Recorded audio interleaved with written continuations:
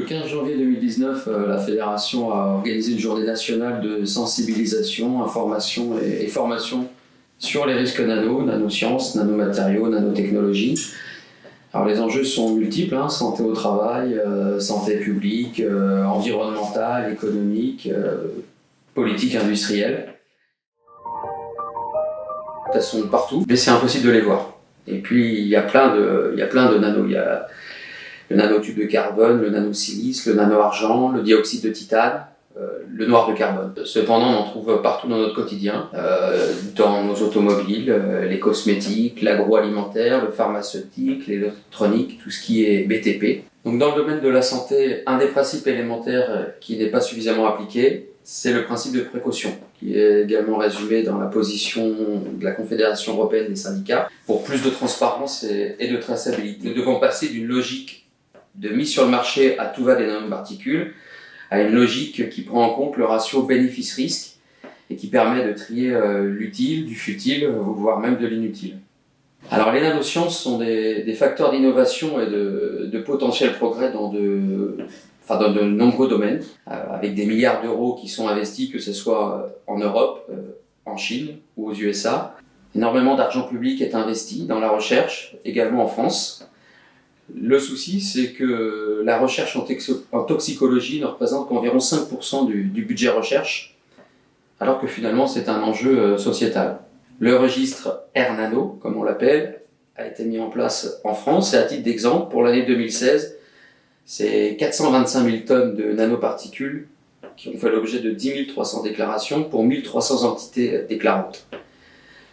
Ce qui en gros représente environ 7 kg de nanoparticules par habitant. Ce qu'on constate, c'est que dans ce registre, il n'y a pas vraiment d'informations sur le nombre de salariés exposés. Et donc finalement, ce registre-là, c'est une base encore insuffisamment ou trop peu exploitable, alors que ça devrait vraiment servir d'outil de prévention.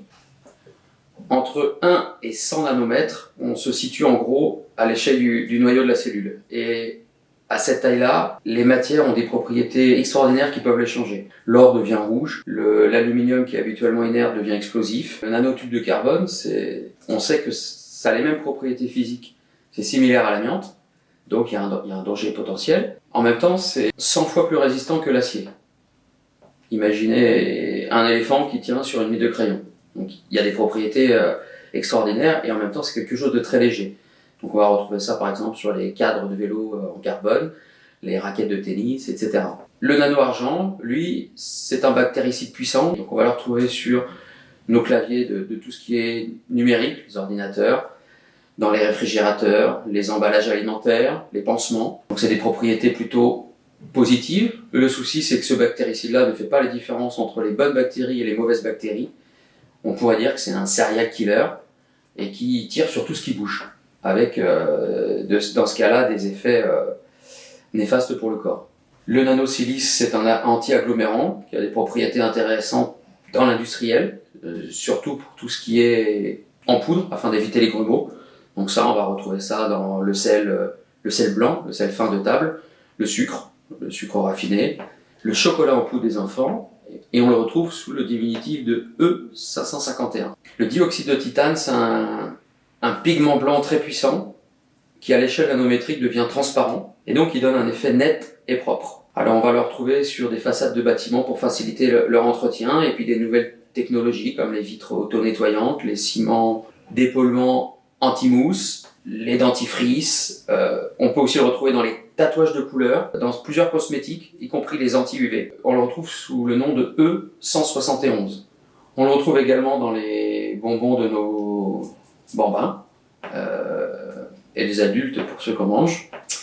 Donc oui, vous avez bien entendu, on retrouve ça dans les bonbons que mangent les enfants, alors qu'on sait que ça décape aussi les façades des bâtiments.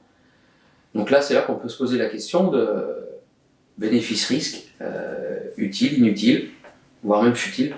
Le résultat des courses, c'est qu'on peut retrouver des nanos qui sont stockés où elles peuvent avoir un effet néfaste, que ce soit le cerveau, le cœur, le foie, les reins, les testicules. Et ce qu'on sait, c'est que sur des rats portant un petit, des tests ont été faits qui montrent que les nanos arrivent à passer dans le placenta. Et donc là, la question qu'on peut se poser, c'est y compris pour les humains et particulièrement les femmes enceintes, c'est quels effets sur les bébés et plus tard pour leurs descendants.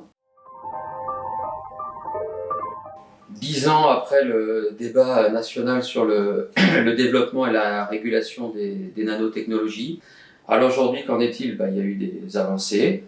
Déjà la création d'un observatoire européen nano, de grands projets aussi en métrologie, l'obligation d'étiquetage sur les produits, l'inscription du risque nano au PST3. Donc le PST3, c'est le plan santé au travail national, donc qui porte de 2016 à 2020. Malgré tout, il reste de nombreux progrès à faire car de nombreux matériaux ne sont pas déclarés. C'est pour ça que la fédération revendique la révision des seuils de nanoparticules, un contrôle du bon enregistrement et du bon étiquetage, un registre nano européen, ainsi qu'une autorisation préalable à la mise sur le marché des nanomatériaux. Et enfin, il faut réussir l'évaluation des risques en utilisant le DUR, qui est le document unique d'évaluation des risques en entreprise.